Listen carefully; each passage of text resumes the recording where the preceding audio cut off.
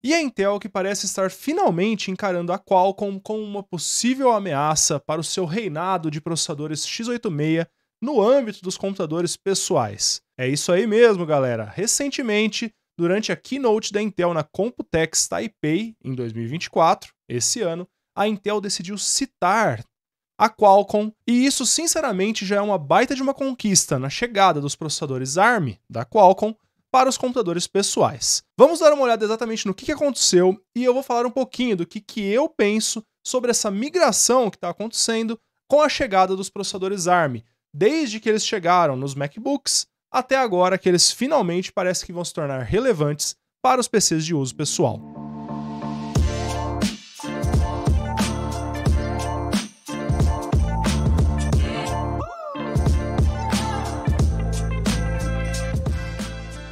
Olá, meu nome é Mário Mazzotti, eu sou programador e tenho esse canal de tecnologia aqui no YouTube.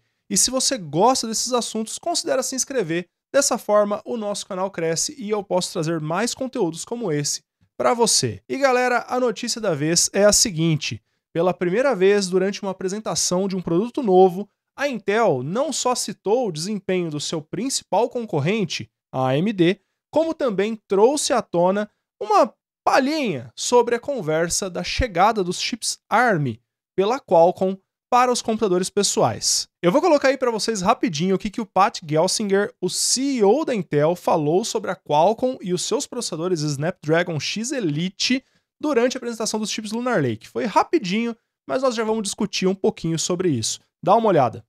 And since there's been some talk about this other X Elite chip coming out and its superiority to the x86, I just want to put that to bed right now. Ain't true. You know, Lunar Lake running in our labs today outperforms the X Elite on the CPU, on the GPU, and on AI performance, delivering a stunning 120 TOPS of total platform performance. And it's compatible, so you don't need any of those compatibility issues. You know, this is x86 at its finest. Every enterprise, every customer, every historical driver and capability simply works. This is a no-brainer. Everyone should upgrade. E galera, apesar de ter sido só uma menção e falado assim, olha, eu já vou tirar isso daqui, já vamos esquecer essa história porque isso aí não vai virar nada, essas foram praticamente as palavras ou quase o que ele quis dizer. Sinceramente, é um marco muito importante para a chegada dos chips ARM para PCs pessoais, no caso, no momento para notebooks. Para quem não se lembra, essa não é a primeira tentativa da Qualcomm nesse mercado. Eles já tiveram o Snapdragon 8CX, que foi utilizado em tablets com o Windows na época, já uma versão de Windows para ARM, só que foi meio que um flop. Mas, no final das contas, acabou demonstrando que a tecnologia é viável e que pode ter um lugar no mercado, um interesse ao redor disso. E apesar de não ter mostrado números concretos, o CEO da Intel acabou falando que o novo processador Lunar Lake da Intel vai bater o Snapdragon X Elite tanto em cargas de CPU, como GPU, como NPU e até mesmo nas questões de eficiência, que é considerado por muitas pessoas o grande calcanhar de Aquiles dos processadores x86 e que supostamente a arquitetura Lunar Lake vai trazer ganhos de até 50% de eficiência em relação ao Meteor Lake, que são os processadores Core Ultra da geração atualmente no mercado. Agora, deixando tudo isso de lado, né, esse aumento de notoriedade do Snapdragon X Elite, a mídia começando a noticiar um pouco mais e a própria Intel entendendo a relevância e trazendo aí, falando, olha, desencana desse negócio, isso aí não vai virar nada. Galera, sinceramente, esse é mais um daqueles golpes de mídia falando assim, olha, desencana disso daí, porque você não vai querer saber desse negócio, né? Mas e se ele for bom, né? E por que o Snapdragon X Elite seria bom? Bom, primeiro, os primeiros benchmarks têm mostrado resultados bastante interessantes, até trocando fogo ali com os processadores da linha M da Apple, especialmente o M3, apesar de já ter o M4, o M3 foi o principal aí concorrente na hora de comparar esses processadores. O ganho de eficiência, notebooks com baterias que duram mais de 20 horas, isso já está sendo falado na mídia e aparentemente com algum nível de comprovação, enquanto esses produtos não chegam realmente ao mercado com testes concretos e testes que sigam a mesma metodologia de teste quando feitos com processadores da Intel. Agora, esse aumento de notoriedade tem muito a ver com esses bons aspectos do Snapdragon X Elite. O pessoal tá esperando por isso. Esses ganhos de eficiência são pontos que o pessoal já está esperando há algum tempo e que tudo começou quando a Apple decidiu migrar dos processadores x86 lá com os processadores da Intel para os processadores de fabricação própria, os Apple Silicon. Especialmente, né, já na primeira versão, o M1 trouxe bons ganhos de eficiência comparado com os processadores da Intel que estavam em uso na época. E eu queria falar um pouquinho sobre como que acontece essa migração de uma arquitetura de computadores para outra arquitetura, como a Apple fez, e qual é o meu ponto de vista sobre como que os computadores pessoais, né, começando agora pelos notebooks, podem ou não absorver essa mudança grande de mercado que é a chegada da Qualcomm com um chip mais relevante. Então, o que são os processadores da Apple, o que são os processadores da Qualcomm, o que eles diferem dos processadores Intel e AMD? Galera, para começar, esses processadores são baseados numa arquitetura chamada ARM.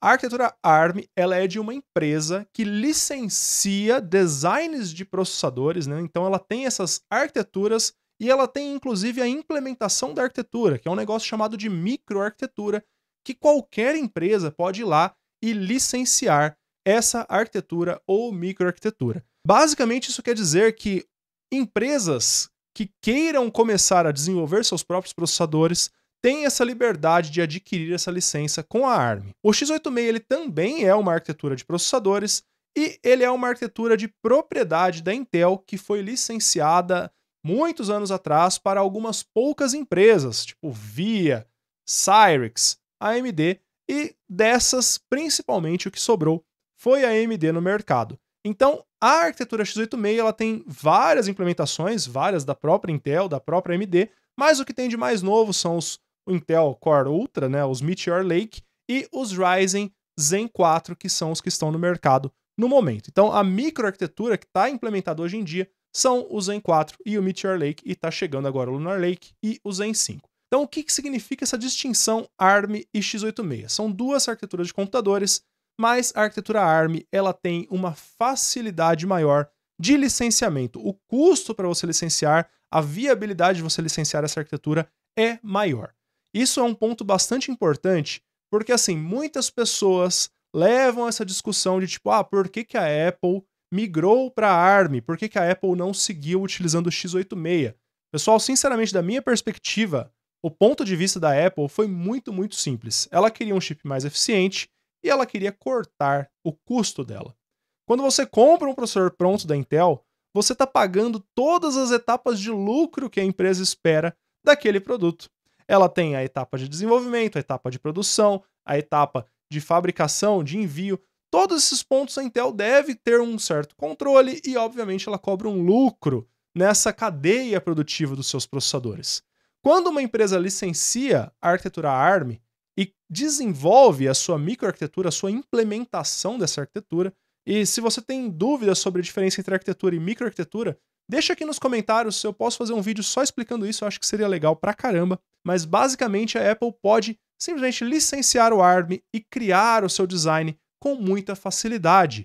E dessa forma, ela consegue não só direcionar o produto àquilo que ela está procurando, então o foco da Apple sempre foi a eficiência e não o alto desempenho, tanto que os processadores M3, M4, eles brigam com os processadores Intel quando os processadores Intel estão com restrições de consumo. Eles são mais poderosos para decodificação de vídeo porque isso não é feito pelo chip ARM dentro dele, isso é feito por um processamento de função fixa, um codec que está direto ali no silício e que a Apple colocou lá porque isso é interessante para o seu público-alvo. E que a Intel provavelmente não coloca, porque não é interessante para o público-alvo dela.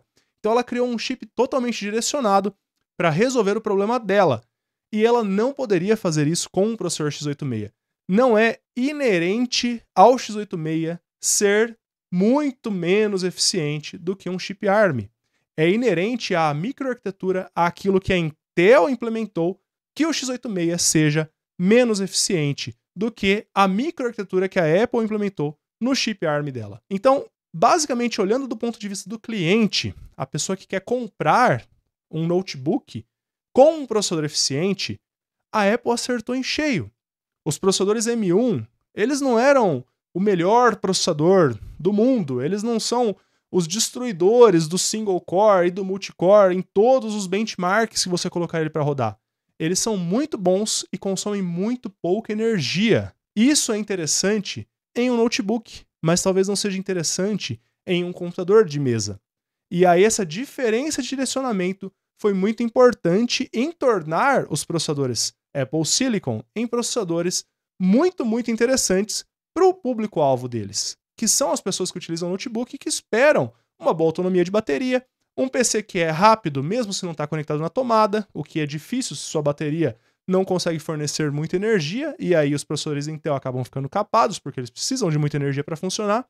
Enfim, essas escolhas de design dos chips Apple Silicon permitiu que eles permeassem no mercado com um público-alvo perfeito para a finalidade que eles foram feitos e, dessa forma, mostrassem para as pessoas que existe uma realidade diferente, que aqueles processadores que usam um monte de energia, que esquenta até a sua mão em cima do teclado, não são a única solução possível.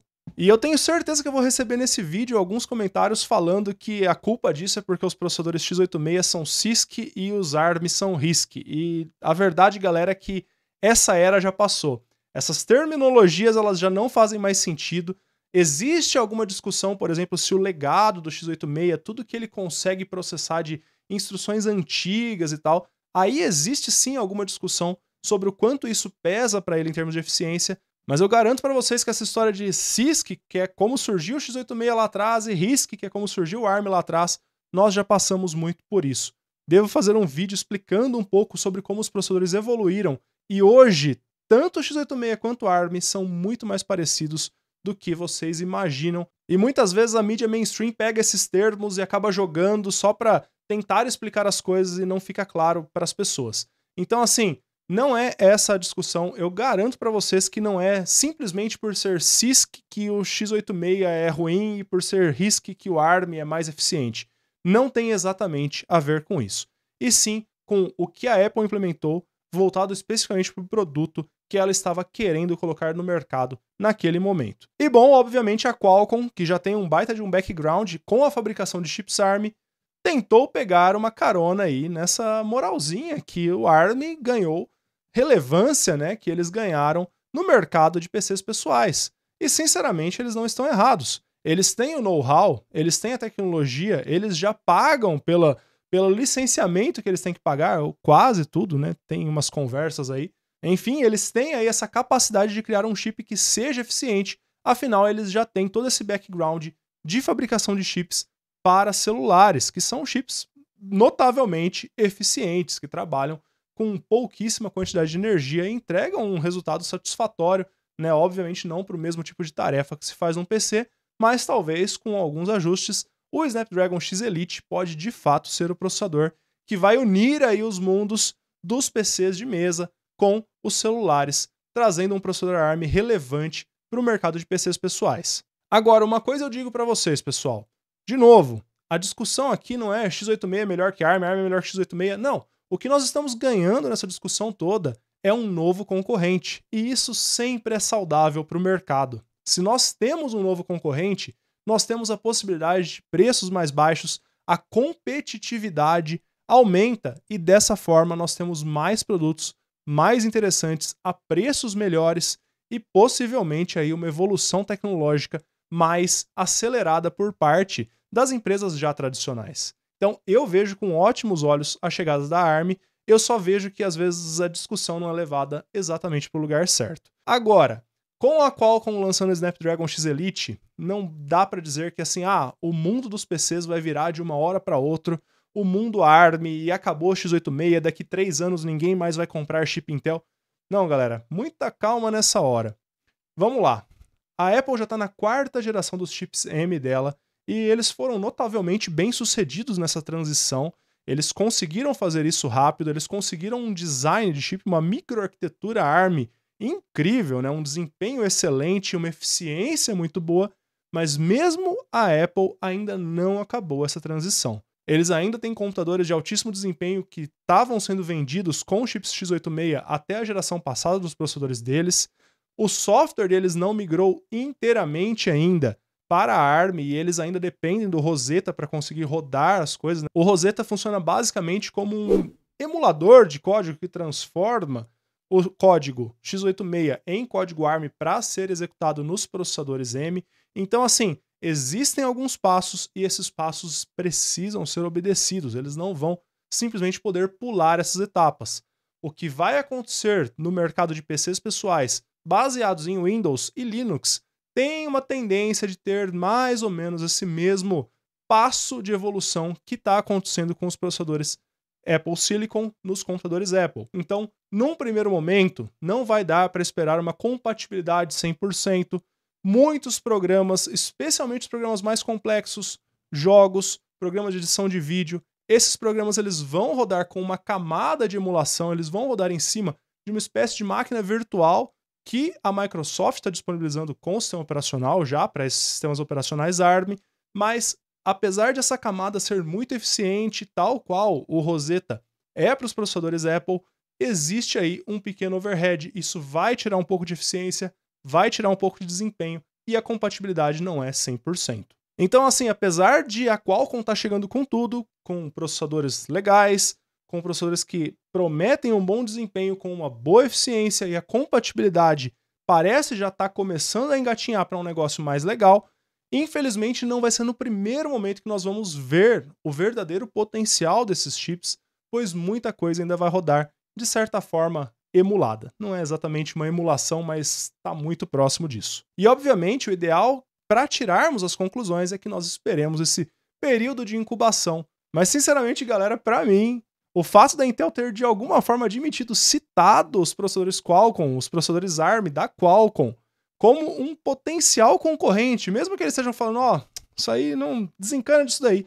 Sinceramente, é um passo para frente da chegada de um bom concorrente no mercado de processadores para PCs de uso pessoal, especialmente agora para notebooks.